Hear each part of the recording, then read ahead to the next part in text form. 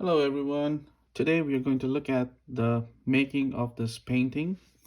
This is a watercolor portrait of an eminent personality from Assam, India, where I belong to, and his name is Bishnu Rabha. So I made this painting for one of my clients. This is a commission work, and there were a lot of people asking me like, how did I make it? What's the process? And what does it involve? So I thought maybe I'll just do a quick tutorial on how I did this. So fortunately I saved some pictures while going through the intermediate stage of this paintings so that I can use it for showing you what the process looks like. So let's get started. Let me put this aside here so that we can refer to. All right, let's pull this here. Okay. All right, so this is a printout of a picture I took of this picture with just a sketch on. As you can see, a very light sketch, not too much of details.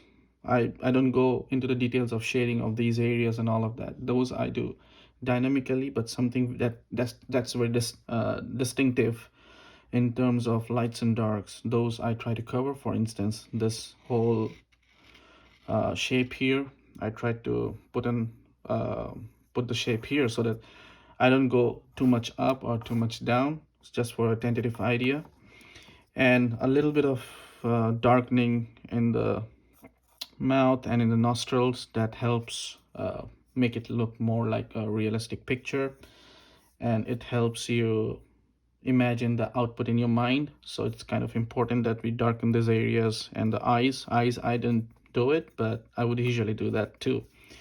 So this is the overall sketch, and before we start painting it, I would usually take a kneaded rubber and start dabbing on top and try to take away some of the pencil marks. I'm not much worried about the marks here on the hair, but definitely on this side, because this is lighter, as you can see. So we don't want those pencil marks showing up. And even for these creases and textures on the screen, on the face, so I would definitely remove those pencil marks. So this is this phase one of the project. And the second thing is, like, we usually like those crisp white borders. I do not tape the paper all around in the first go, because we're just working on this area, and this is not a loose watercolor where the water is gonna splash everywhere. So I just use corner tapes, as you can see. Yes, this is my chopping board, and I just taped it on the four corners like this paper, and I work through it. When I'm ready to work on the background, that's when I tape it all around, and you'll see that process. So the first thing we do is the pencil sketch, and after that is done, there's an intermediate stage where it looks like this. Here's another printout, and you can see the actual picture here on the side. So this is the printout of the picture that you're seeing on the left side. Okay, and I got this printed so that I can show you what was done first.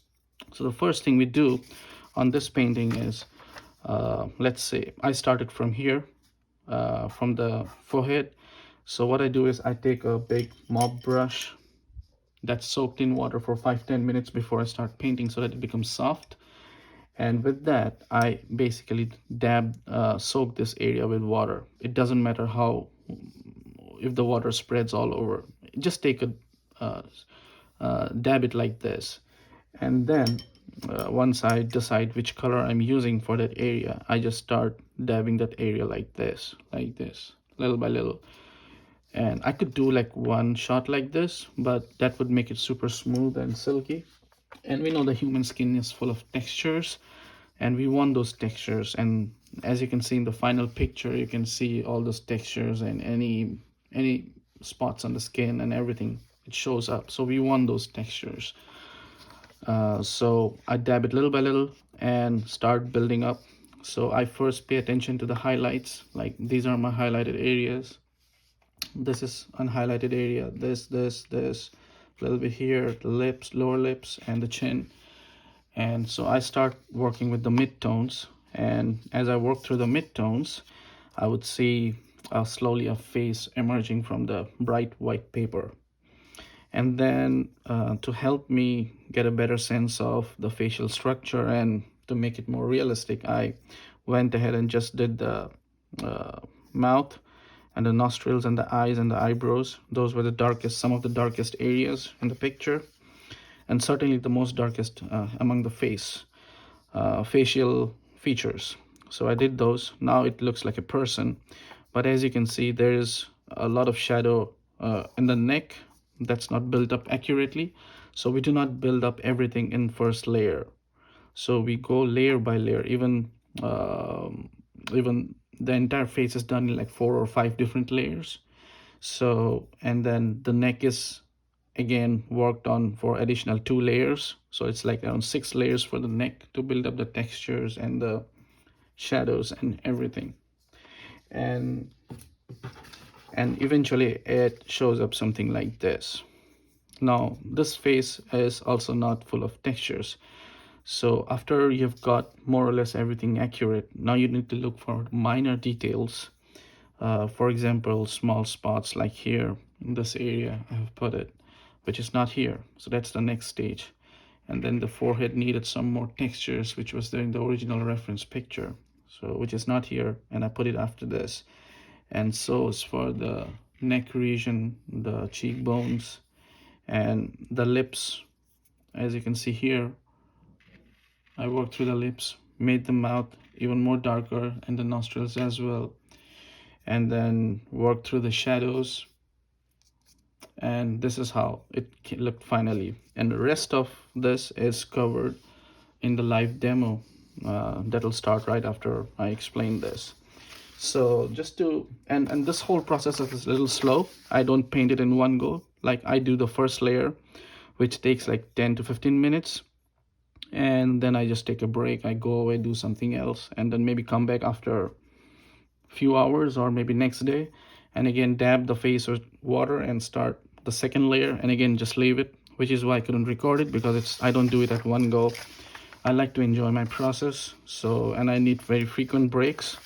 And so it's not recorded, but I'll show you what I meant by how I do it. So let's say this is my mop brush, and I'm gonna just dab this area with water. Well, my water is dirty, and so is my brush, and also it's not a watercolor paper. And now what I do is I take the paint and I just dab it here like this. Well, this is not going to absorb it the way this is done on Arches 140 pounds cold press paper. So when you dab the paper here with water and then put the color, it's going to spread. So you need to control how much it spreads and how much water you're putting on the paper. That's very important.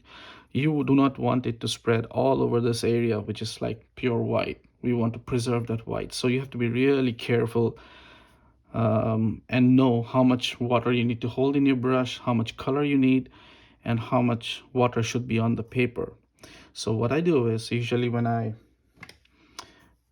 do like this, put the water, you can see it on this paper is because this is a different quality paper. On this Arches paper, when you do this, you can't see this mark because it's pure white, the water is clean, and you won't be able to see it. So the only way to see it is like bend and go down to the paper level. You'll see a sheen of water on top of it. That means, you know, the paper area is properly wet.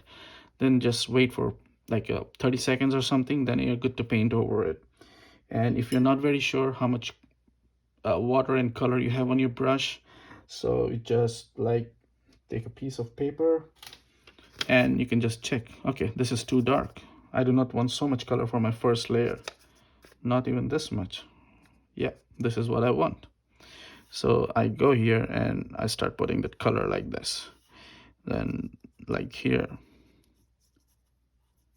And wherever you have hard edges, I will get rid of those hard edges with some additional water and brushes.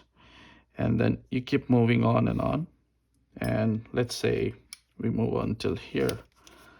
So I'm gonna take some more colors. It's gonna come like this. And wherever I have hard edges, I'm gonna just make it soft. So it's a lengthy process, which is why it's a little painful to watch and record. It's not very convenient. And that's how you keep building up slowly, uh, all over the face, like this.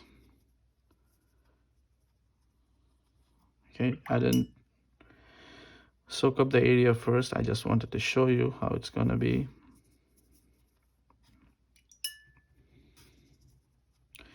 You keep working like this.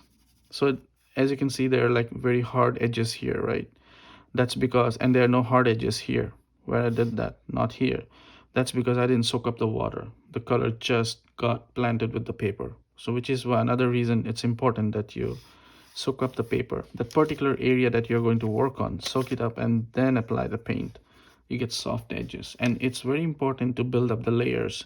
The first layer you're going to work is super light, just something like this.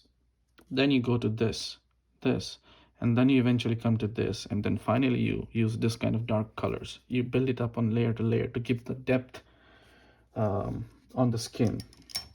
So this is how I pretty much did the entire face. And now let's switch on to the actual recording of the rest of the picture. So let me get this out of the way. So in the rest of the video will cover the painting of the background, the hair, and the shawl that he's wearing. And for this part of the picture, it's extremely important that we paint a bit loose. Like when we are painting the face, it's not a loose painting, so we rest our palm on the paper and then do it. And when we are painting the hair, I was pretty much holding the brush at the tip and I was painting like this. So that's how you build up those brush strokes, loose brush strokes, and the hair and the way it is right now. So you'll see that in the live video when I just show you after this. All right, let me switch on the video and turn on some good music. Hopefully you can enjoy the show. Thank you for watching.